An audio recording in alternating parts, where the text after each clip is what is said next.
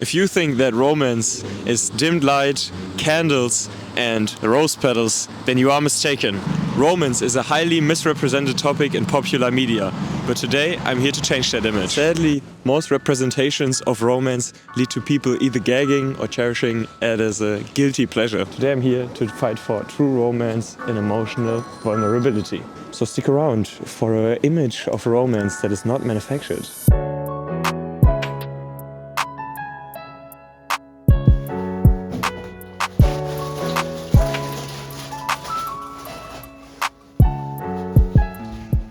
For the last couple hundred years, romance looked somewhat like this. Boy meets girl, they are clearly in love, but their ego or the circumstances stand in their way of their destiny as a couple. Think of Odysseus returning to Penelope, Romeo and Juliet, or The Notebook. Don't get me wrong, there's a place for that in my heart.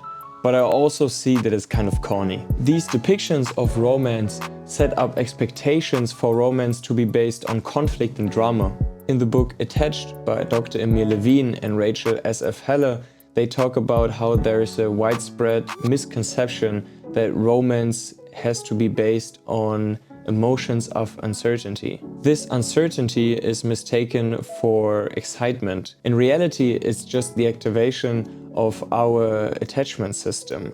For example, the fear of losing the other person or the fear of losing one's individual freedom. We get captivated by acts like shooting an arrow through 12 axes, defying your family, or vigorously kissing in the pouring rain. We accept the rules of this fictional world because we want to be entertained, but often it is overlooked what kind of impact this has on our emotional expectations in the real world.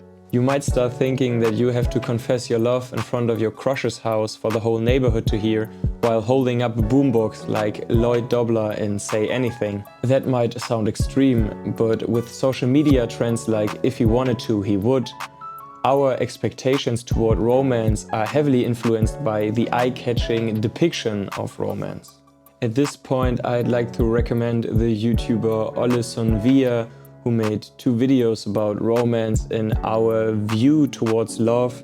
I'm gonna link it down below and I'm gonna have an info card somewhere around here. So if you want to see more background and another perspective on the whole topic, I'd like you to check her out. And while we're at it, if you enjoy this video, I'd appreciate a like and a follow if you have the time to do that. So what does romance look like in everyday life?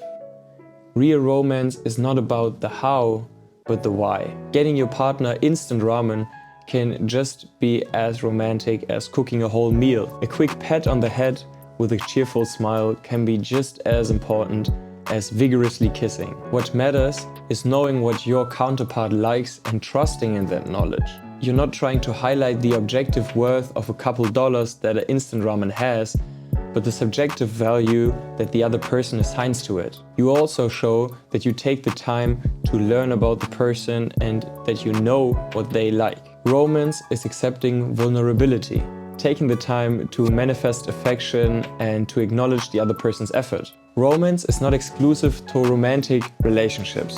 I constantly make the effort to provide small romantic acts towards my family and friends. Talking in cozy atmosphere, listening to music we both like, or eating based on a shared taste. All this helps to nourish a relationship. I like to say, we're in this together, and I'd like to have you by my side without you having to abstain from the comfort you would have without me. Romance is not something to be presented to parties outside of the relationship, but rather the presentation of your commitment to a relationship in a given moment. Romance is defined by the individuals. So go out there and please a person in a way that you know they will enjoy.